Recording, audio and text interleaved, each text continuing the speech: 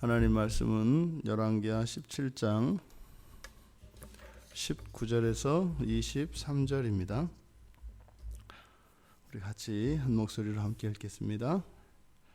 유다도 그들의 하나님 여호와의 명령을 지키지 아니하고 이스라엘 사람들이 만든 관습을 행하였으므로 여호와께서 이스라엘의 온 족속을 버리사 괴롭게 하시며 노략군의 손에 넘기시고 마침내 그의 앞에서 쫓아내시니라.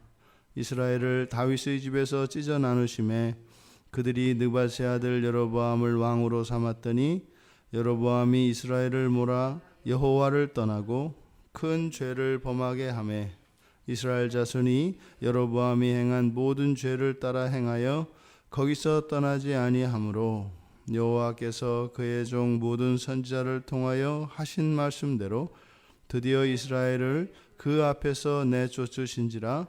이스라엘이 고향에서 아수르에 사로잡혀 가서 오늘까지 이르렀더라. 아멘. 어제 우리가 살펴보았던 바로 앞에 18절, 여호와께서 이스라엘에게 심히 노하사 그들을 그의 앞에서 제거하시니 오직 유다 지파 외에는 남은 자가 없으니라. 지금 이 말씀은 이스라엘의 북이스라엘의 멸망을 통해서 남유다에게 강력한 경고가 되었다는 것을 열왕기 저자는 이야기하는 겁니다. 그래서 북이스라엘의 그런 멸망하는 이 일들을 통해서 남유다에게는 그런 경고가 되었다고 하는 의미는 그런 거죠. 북이스라엘에 대한 소식을 분명히 남유다 백성들이 다 듣고 있습니다. 그러니까 뭐 요즘처럼 이렇게 인터넷이라든지 이렇게 발달한 미디어 매체가 없었습니다만 발 없는 말이 천리를 간다고 할 정도로 또 마치 우리나라와 같이 남한과 북한 이렇게 민족이 대치되고 있는 이런 상황이었기 때문에 북이스라엘에 일어났던 큰 일들은 즉각적으로 남유다에 전해졌을 겁니다. 그러니까 끊임없이 그 외세의 침략을 받고 있는 북이스라엘, 호세아의 반란으로 시작되었던 북이스라엘에 일어났던 이런 정변들에 대한 소식이 남유다에게 들려졌고 백성들 사이에서도 야 이거 예전에 하나님께서 말씀하셨던 그 말씀들이 성취되는 거 아니야? 요즘 말로 하면은 이게 종말 아니야? 그때가 다 된 거 아니야? 하는 이런 술렁거림 이런 것이 다 있었다는 거죠. 그래서 유다에게 충분히 하나님의 명령을 어기고 우상을 숭배하였을 때에는 그것이 북이스라엘과 같이 될 것이다 라고 하는 이러한 경고가 충분히 되었다는 겁니다. 사실은 북이스라엘조차도 그랬던 거죠. 원래 북이스라엘이 원래 남유다와 북이스라엘로 나뉘었던 것이 아니라 한 민족 한 나라였지 않습니까? 그런데 그렇게 나뉘었던 것은 무엇이었어요? 솔로몬의 그 우상 숭배로 인한 것이었단 말이죠.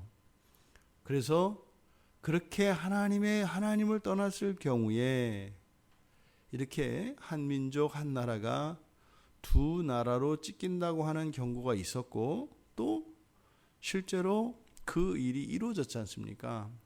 그러면 하나님 말씀에 의해서 나라가 찢겨서 이렇게 세워진 이스라엘이라면 다른 건 몰라도 하나님을 떠나서는 안 되겠고 하나님 말씀을 떠나서는 안 되는 거지 않습니까?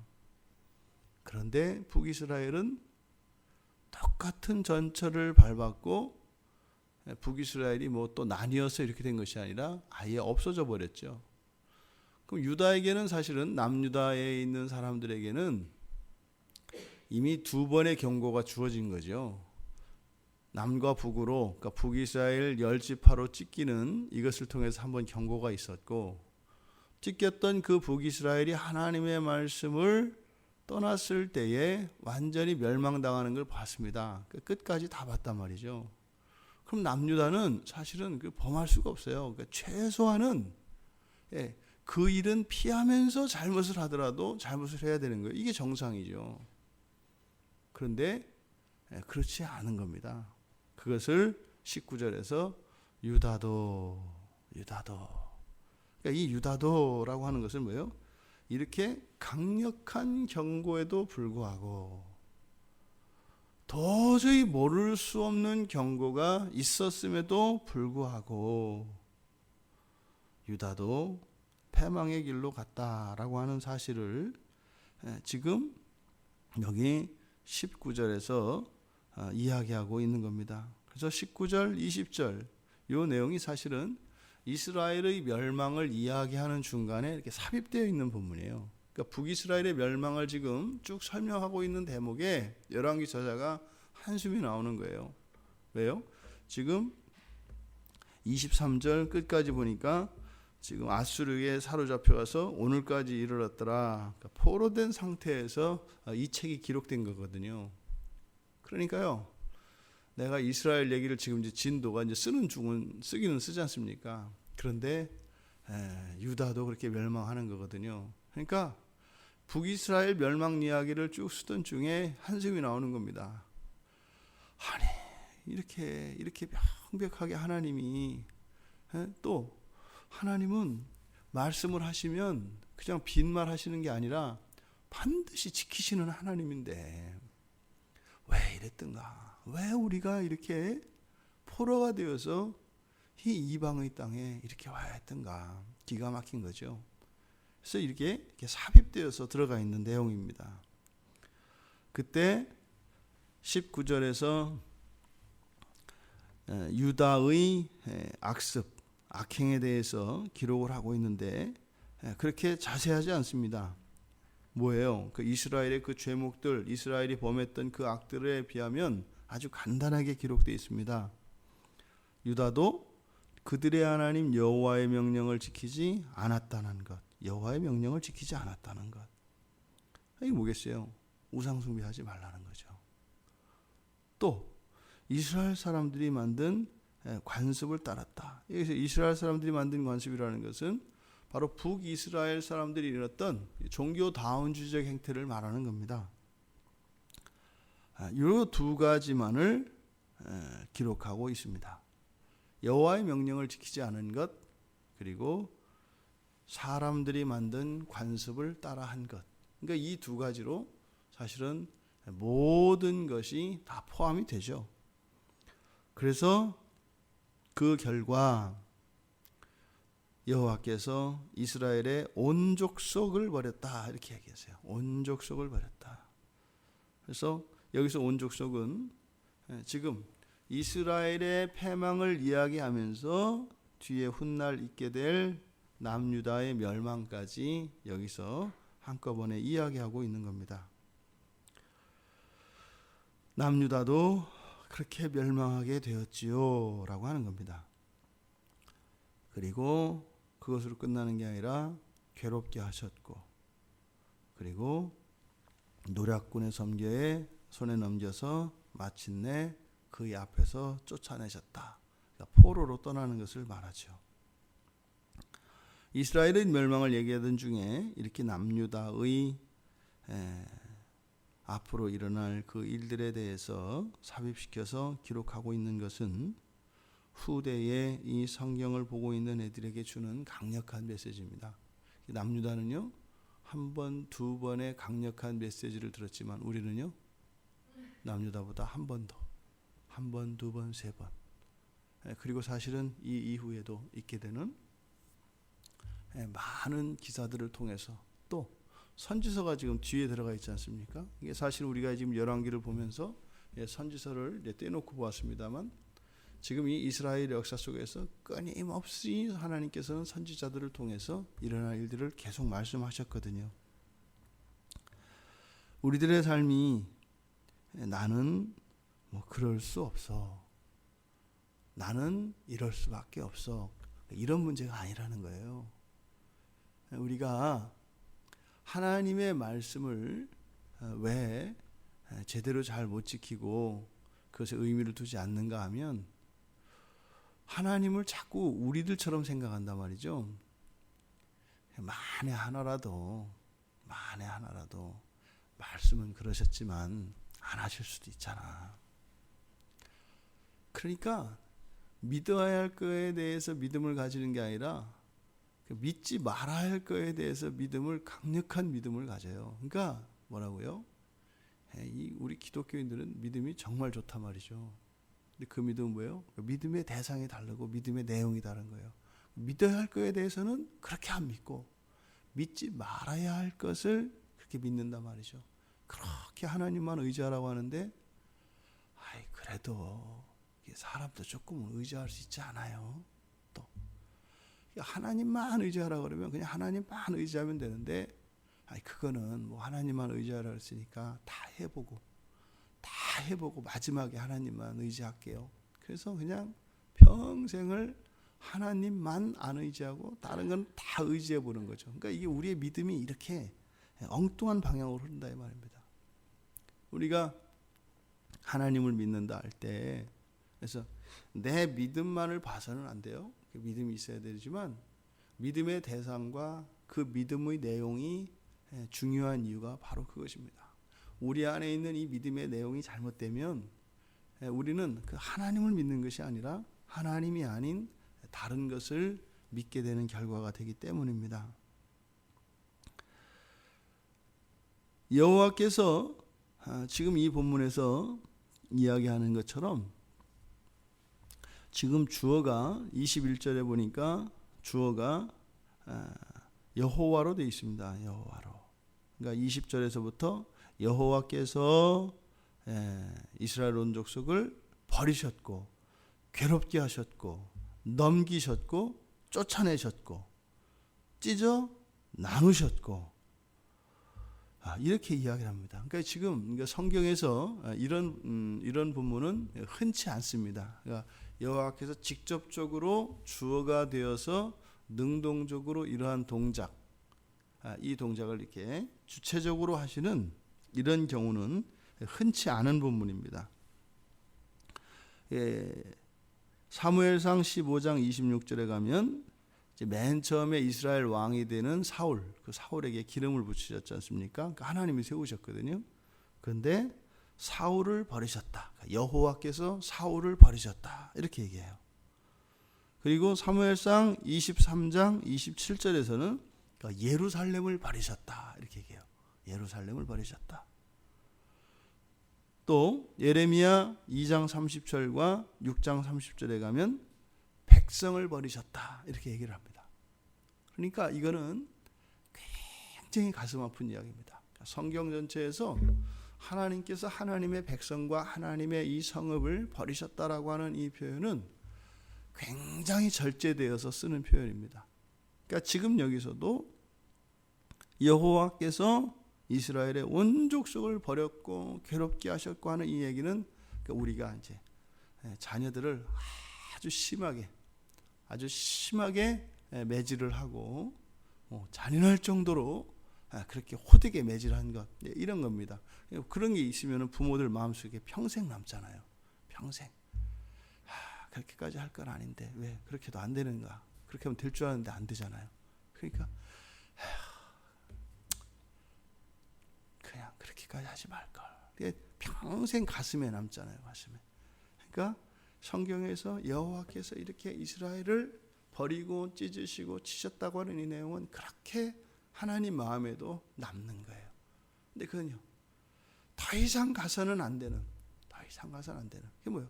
내 손으로 너의 목숨을 끊기 전에 내가 너를 죽이지 않고서는 너를 구원하기 위해서는 다른 방법이 없는. 그러니까 이 마지막에 가지 않기 위해서 하나님이 하시는 방법이 지금 이렇게 버리시고 괴롭게 하시고 쫓아버리시고 하는 이런 일이죠. 그러니까 지금 열왕기 저자가 하나님의 마음이 얼마나 아프신지. 하지만 하나님은 신실한 분이셔서 하나님이 말씀하신 그것을 반드시 이루시고야 마시는 하나님이라고 하는 것을 이야기하고자 하는 겁니다. 그런데 하나님이 말씀하신 것을 그냥 이룰 때 그냥 물 흘러가듯이 그냥 척척척척척 이루시는 것이 아니라 인격적인 하나님이시기 때문에 우리와 같이 가슴을 끓이시고 가슴이 애이는 그런 일들이라 할지라도 하나님은 반드시 이루신다는 거예요. 그러니까 지금 여기서 열왕기 저자가 이야기하는 것은 하나님의 말씀은 반드시 이루어진다는 거예요. 반드시 이루어진다. 성경에 기록한 모든 약속은 반드시 하나님께서 이루신다. 이렇게 가슴이 아프셔도 반드시 이루시고야 마신다라고 하는 것을 강조하고자 하는 것입니다. 그런데 우리가 여기서 조금 의아한 이야기가 나옵니다. 21절 하반절에 보니까 여로보암을 그러니까 그들이 왕으로 삼았다 이렇게 얘기해요. 사실은 지금 이스라엘 멸망의 그 원인을 열왕기에서는 바로 여로보암의 죄로 이야기합니다. 그 여로보암의 죄로 시작된 그것이 끊임없이 이스라엘 왕들 사이에 왕들이 여로보암의 죄에서 떠나지 않은 것으로 계속 이야기하거든요. 그러니까 이스라엘 역사 전체를 통틀어서 그 멸망의 시작은 바로 여로보암의 죄라고 할 수 있습니다. 물론 후손들이 그 길을 따르지 않았더라면 그렇게 되지 않았겠습니다만, 그렇게 죄가 한번 들어오게 되면 그것을 끊어낸다는 일이 굉장히 어려운 거죠. 그러니까 이 여로보암이 이스라엘 패망의 근본적인 원인이라고 볼 수가 있는데, 근데 그 여로보암을 누가 왕으로 세웠는가? 근데 여기서는 이스라엘 백성들이 여로보암을 왕으로 세웠다고 이야기를 합니다. 그런데 열왕기상 11장에 가보면 솔로몬에게 먼저 나라를 빼앗을 것에 나라를 뺏으시겠다고 솔로몬에게 나타나셔서 말씀을 하십니다. 그래서 너에게는 한 지파만 주겠다. 그러니까 솔로몬이 유다 지파니까 유다 지파 외에 베냐민 지파 한 지파를 말하겠죠. 그래서 한 지파만 주겠다. 그리고 나머지 10지파는 뺏어서 다른 이에게 줄 것이다. 또 11장 31절에 가면 선지자 아이야를 통해서 여로보암에게 기름 부으실 것을 이야기합니다. 그래서 여로보암에게 10지파를 북이스라엘 10지파를 10조각 옷을 찢어가지고 10조각을 줌으로써 여로보암을 북이스라엘의 왕으로 하나님께서 이렇게 택하셨다라고 하는 것을 아이야가 이야기해 주거든요. 근데 오늘 본문은 백성들이 왕으로 세웠다고 이야기해요. 그러니까 여호와께서 하신 일은 나라를 찢으신 일이고 왕으로 세운 것은 백성이라고 이야기해요. 그렇죠. 우리가 살펴보았지 않습니까? 백성들이 솔로몬이 죽고 르호보암이 왕이 되었을 때 그들이 애굽에 가 있던 여로보암을 청빙해 옵니다. 그래서 여로보암을 데리고 와서 여로보암을 지도자 삼고, 그래서 여로보암을 통해서 자신들의 의견을, 자신들의 뜻을 르호보암에게 전하고, 하지만 그 결과 르호보암이 그들의 말을 들어주지 않지 않습니까? 그래서 여로보암을 왕으로 세우죠.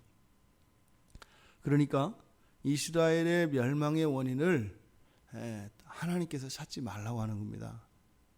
아니, 선지자를 통해서 여로보암을 왕을 세우셨잖아요. 그럼 이스라엘의 멸망의 원인이 여로보암이었다면 그 여로보암을 왕으로 만든, 왕으로 세우신 하나님께 책임 있는 거 아니냐?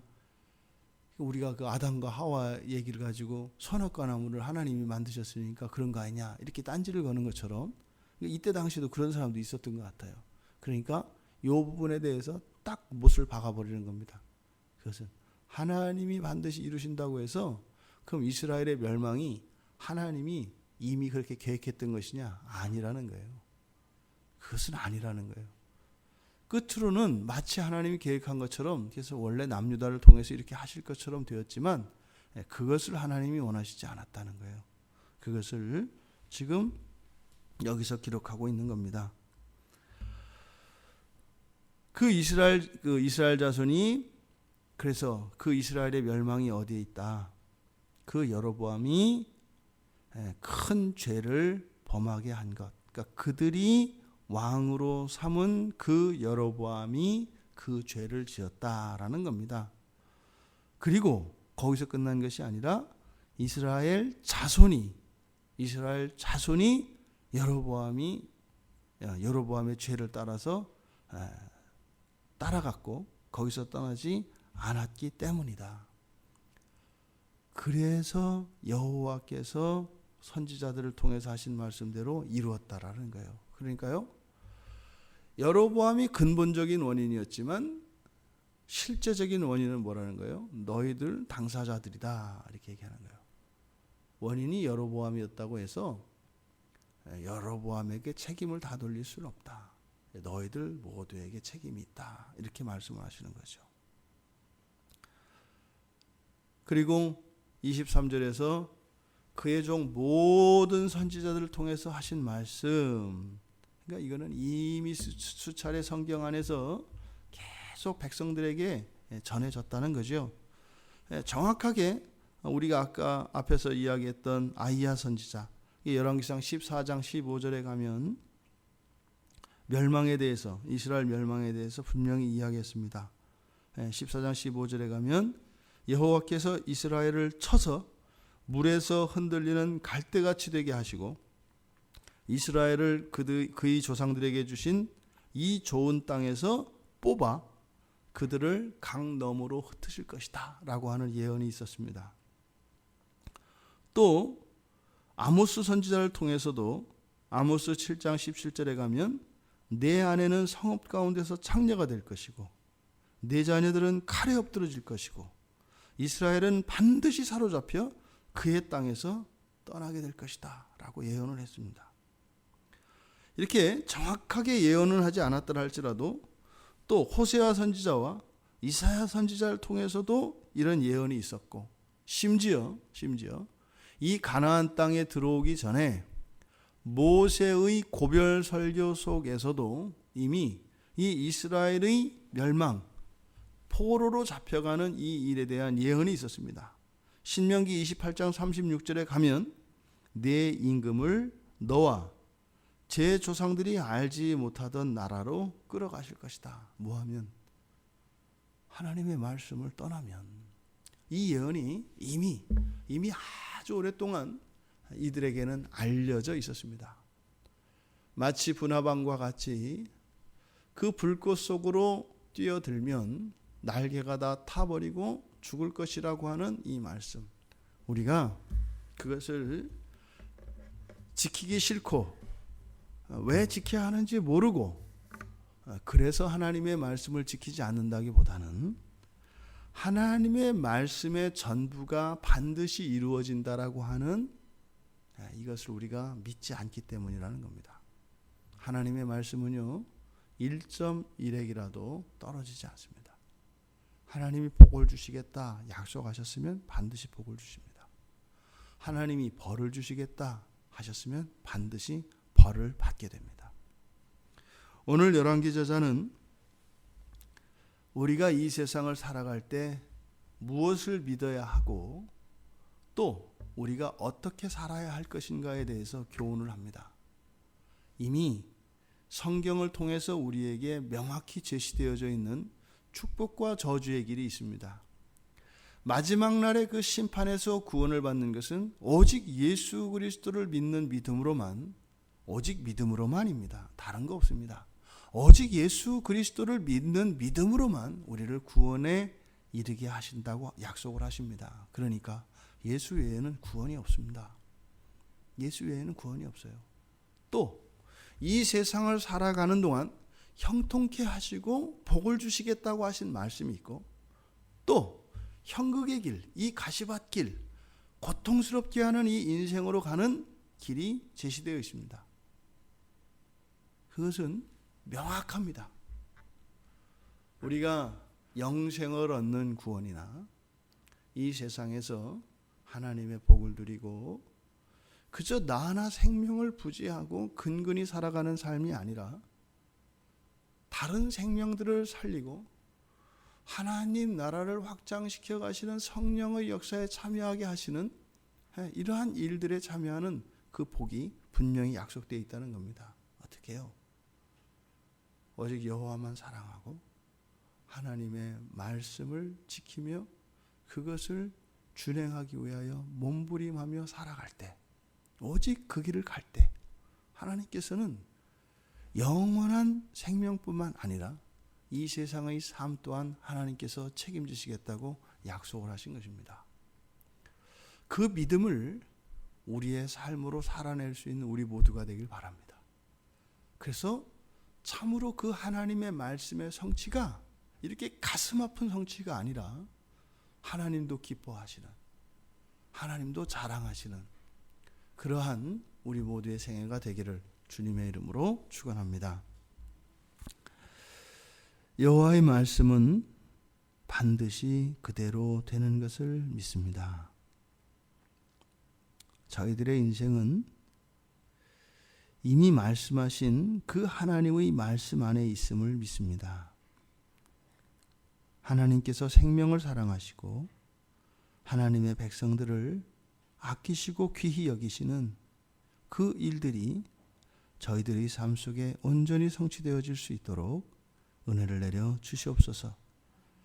그래서 하나님만을 사랑하고 하나님 말씀 안에 거하기 위하여 하나님의 은혜를 구하며 우리 주 예수 그리스도의 구원의 은혜를 감사하며 찬양하며 그 하나님의 영원한 복과 현세의 복을 누리며 살아가는 복된 성도들이 될 수 있도록 축복하여 주시옵소서. 감사하며 예수님의 이름으로 기도드리옵나이다. 아멘.